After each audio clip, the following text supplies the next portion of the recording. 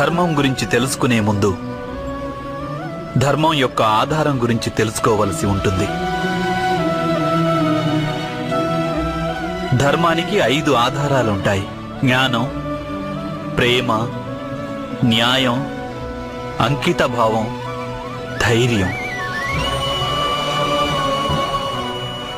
నీవు నన్ను ప్రశ్నించావు కదా ద్రౌపది, నీవు ఏ కారణాన జన్మించావని? నీవు జన్మించింది ఈ 5 ఆధారాలను పొందేందుకే ద్రౌపది.